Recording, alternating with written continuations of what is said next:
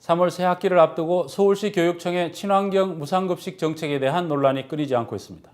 교육청이 정한 급식 방침이 친환경 농산물 사용 비율을 낮추고 학교와 민간업체와의 거래를 장려하는 내용이기 때문입니다. 이 과정에서 서울시 산하 학교급식 공공조달기관인 친환경 유통센터를 이용하지 못하도록 압력을 가했다는 증언도 나왔습니다. 이유정 기자가 취재했습니다. 유통센터에 이용하는 보조금을 받아서 학생들이 고등학교이지만 안전한 급식을 외면한 급식 지침을 즉각 철회하라! 철회하라! 철회하라! 철회하라! 규탄한다! 서울시 학부모들이 시교육청 앞에 모여 목소리를 높입니다. 교육청이 3월 새 학기부터 시행하는 급식 지침이 아이들의 급식 안전을 위협한다는 겁니다.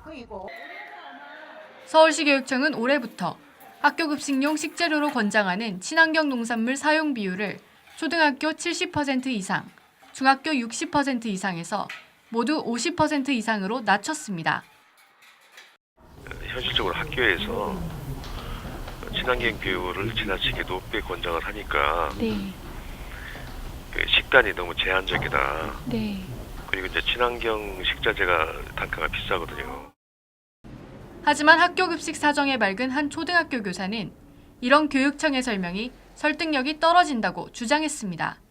친환경 식재료 비율을 권장 비율이 높다고 해서 목숨을 걸고 지키는 일은 아니잖아요. 사용이 안 되는 경우에 그 권장 비율을 못 지킬 수는 있겠으나 권장 비율을 낮춘다는 건 좀 문제가 심각해지는 거죠. 서울시 교육청은 친환경 식재료 사용 비중을 줄이는 대신 나머지 50%는 GAP, 즉 우수관리 인증 농산물을 사용하도록 했습니다.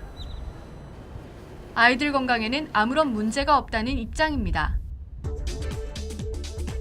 GAP는 농산물의 안전성 확보를 위해 위해 요소를 허용 수준 이하로 관리하는 시스템입니다. 하지만 이런 GAP 농산물의 안전성에 대한 우려도 따릅니다. GAP의 가장 큰 특징은 화학농약과 화학비료, 제초제를 그 제도에서 정한 권장 사용량 정도로 사용할 수 있고 가장 큰 그 문제점이라고 할 수 있는 것은 GMO의 생산과 유통을 허용하고 있다는 거예요. GAP 농산물이 제대로 조달될 수 있는지도 의문입니다. GAP 농산물을 생산하는 농가는 전국의 4% 정도에 불과하기 때문입니다. 지금 현재는 GAP가 조금 그거는 그 비용 문제라든지 인증 절차 문제라든지 있어가지고 어려운 부분이 있어가지고 좀 전체적으로 확대는 안 되는데. 교육청은 또 서울시 산하 친환경 유통센터와의 수의계약 범위도 2천만 원에서 1,000만 원으로 줄였습니다. 공정성 확보가 이유입니다. 국정감사에서 아주 심하게 질타를 받았어요. 너무 특혜를 주는 건 아니냐. 그래서 이 공정성을 좀 확보해야 되지 않느냐. 그런 집중적인 질타를 많이 받았고. 서울 친환경 유통센터는 오세훈 전 시장 재임 시절인 2009년 서울시 산하 학교급식 식자재 공급을 지원하기 위해 세워졌습니다.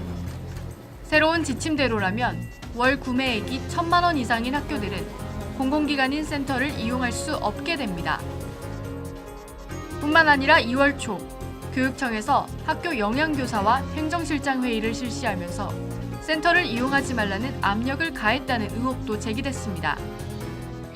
청에서 좀 친환경 센터는 좀 배제하고 지향하는 분위기를 하니까 약간은 좀 학교의 좀 자율성은 좀 침해를 받은 느낌도 좀 그런 느낌은 좀 있었어요. 친환경 센터 이용했다가 뭐 문 밖에 나르니 아예 그냥 뭐 그거에 막 번거롭거나 또 해더라도 일일이 그냥 입찰 가서 그냥 깔끔하게 하자.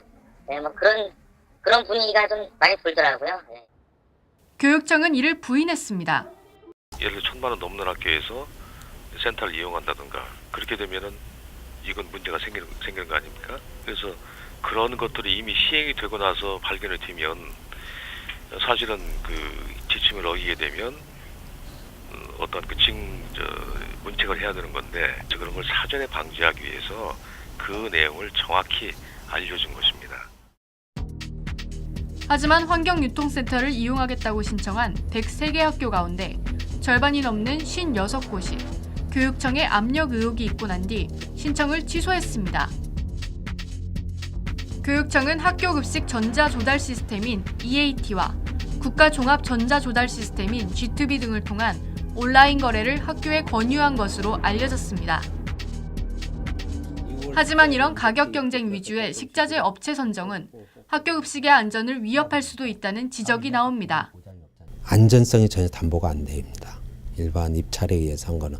왜냐하면 저가로 그 기존에 보통 예식 가격 각급 학교에서 일반 예전 가격을 놓으면 그 예전 가격의 10%에서 12.5%가 다운된 가격으로 입찰자가 선정이 되기 때문에 당연히 그 가격으로 학교에다가 납품을 하려면은 저가의 농수 축산물이 들어갈 수밖에 없는 그런 시스템이에요.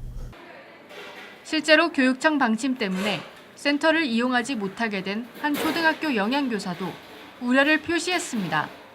친환경 유통센터 같은 경우에는 1차 센터에서 무슨 검정이나 관리를 다 하시잖아요. 근데 지금 G2B나 EAT는 사실 그 G2B보다 EAT는 관리를 하신다고 하지만 센터처럼 미리 뭐 어떤 잔류농약 같은 거 분석을 해준다든지 이런 시스템이 전혀 없어요. 그래서 그런 부분이 되게 염려가 되고. 문영린 교육감이 급식 정책을 바꾼 것은 박원순 서울시장의 핵심 사업인 친환경 무상급식을 흠집내기 위해서라는 주장도 제기됩니다. 잘 진행되고 있는 것을 문영린 교육감이 들어선 이후에 갑자기 이걸 비율을 낮추고 일방적으로 문영린 교육감이 이걸 지금 이 사태를 처리하고 있는 거거든요. 그래서 우리 서울시에서도 또 서울시의회에서도 지금 당황스러운 상황입니다. 친환경 유통센터는 내부 비리 문제로 감사원의 감사를 받고 있습니다. 하지만 서울시는 센터 비리와 급식은 별개라는 입장입니다.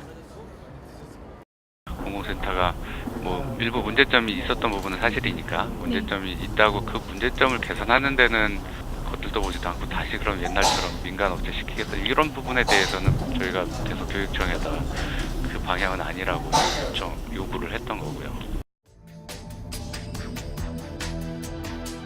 어른들의 지역적인 힘겨루기 속에 서울학교의 친환경 무상급식 정책이 후퇴하면서 당장 봄 새학기부터 그 피해는 고스란히 아이들 몫으로 남게 됐습니다. 뉴스타파 이유정입니다.